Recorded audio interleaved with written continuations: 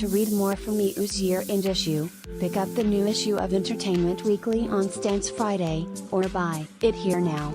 Don't forget to subscribe for more exclusive interviews and photos, only in EU. After opening on Broadway in December 2016, Dear Evan Hansen went on to become this year's biggest Broadway smash, and at the heart of it was Ben Platt in the title role, night after night on stage sobbing, twitching, and belting his way to a well-deserved Tony for Best Actor in a Musical. A Grammy nomination for Evan Hansen and a record deal capped off the 24-year-old Platt's stellar 2017. He recently sat down with EU to discuss his incredible year. Entertainment Weekly, congrats on the Grammy nomination. How did you find out about it? Ben Platt, I found out by receiving a call from Dear Evan Hansen, producer, Stacey Mindich early in the morning, congratulating me, and I didn't even check yet. We opened obviously a year ago, so we missed the cutoff last time, so this is so down the line. We made the album almost a year ago, so it sort of left my mind, but it's amazing. I love fellow nominees, Come From Away, and Hello, Dolly. My best friend Beanie Feldstein is in Hello, Dolly. So we're in a category together, which is really fun, which we never have been before. It's like a dream come true that you didn't even know you had. The Tony was what I always dreamed about, and now this is just icing on the cake. It's amazing. This whole year must have been a whirlwind, but what sticks out? The year has been the greatest of my life so far, and the most roller coaster like. Obviously when I look back, the Tonys jumps out as an incredible experience and just a lifelong dream coming true in a literal way, and the fact that I got to spend it with my whole family and be present for it in a way that I really wanted to be is what I remember the most, and I worked really hard to not let it pass me by without taking it in. Beyoncé coming to see Dear Evan Hansen is another big day that pops out in my life because I was in the same room as Beyoncé. Need I say more? The last performance of Dear Evan Hansen was one of the best parts of the year too, a couple weeks ago, when I finished. Just to wrap up the experience and have it be so meaningful, for my whole family to fly in and be there, and the whole cast to send me off in that way was a really special day in my life that I'll always remember. Did you realize early on that Dear Evan Hansen was going to be as successful as it was? We all expected Dear Evan Hansen to be artistically valuable. I think we knew from the beginning it was really beauty, done and meticulously crafted. I don't think we expected it to be so commercially successful. I don't think you ever can predict things like that, especially when it's not a pre-existing title and it's not subject matter that is necessarily, on paper, incredibly universal as far as self-harm and depression and anxiety, and deep, complex feeling is not always welcome in musical theater, but I think the music is incredibly universal in the way that it's written. There's a way in for everybody.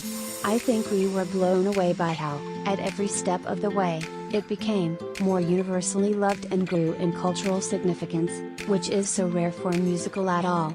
So that was definitely unexpected.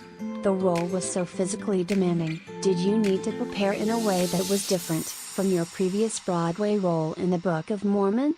I think my regimen for Dear Evan Hansen, to do the role, was something I've never done before. Just that it was a more demanding role than I've played. In Book of Mormon, I certainly had to get dressed and get the baseline of things, but the role is a broad comedy and it's not that vocally challenging and it's just a little bit easier of a lifestyle.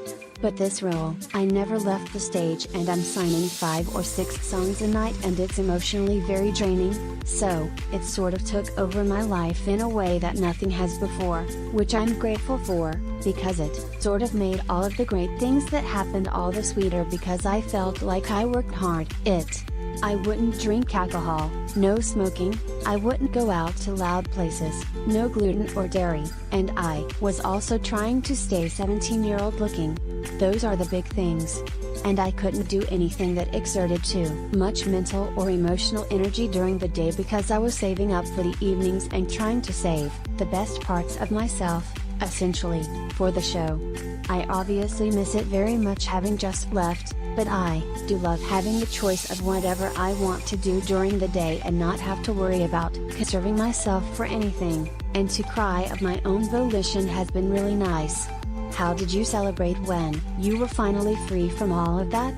The first day after the show, I planned this far in advance.